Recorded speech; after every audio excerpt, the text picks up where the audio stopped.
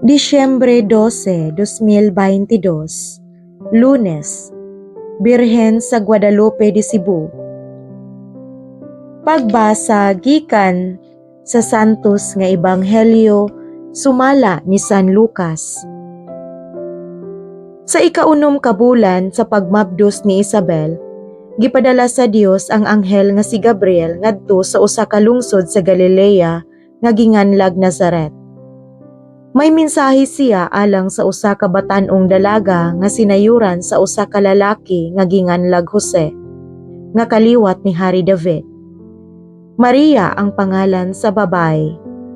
Miadto ang anghel kaniya ug miingon, "Paglipay, ang Ginoo nag-uban ug nagpanalangin kanimo pag-ayo."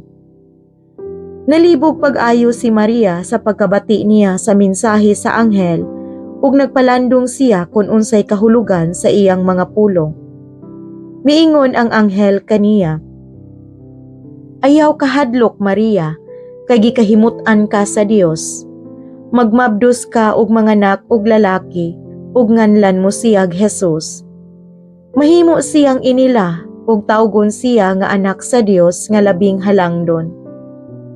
Ang Ginoong Dios maghimo kaniyang hari sama sa iyang katigulangan nga si David, ug mahimo siyang hari sa mga kaliwat ni Jacob hangtod sa kahangturan, ug dili gayud matapos ang iyang gingharian." Si Maria miingon sa anghel, "Ulay ako, busa unsaon man pagkahimo niini." Ang anghel mitubag, "Mukunsad kanimo ang Espiritu Santo ug magpabilin ang gahom sa Dios diha kanimo. Tungod niini, ang balaan nga bata tawgon nga anak sa Dios.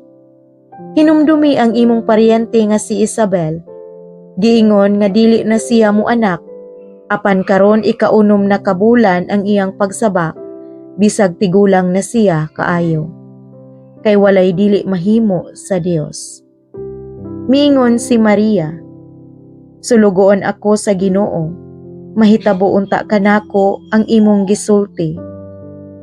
Ug mibiya ang anghel kaniya. Ang Ebanghelyo sa Ginoo. Daygon ko ikaw, O Kristo.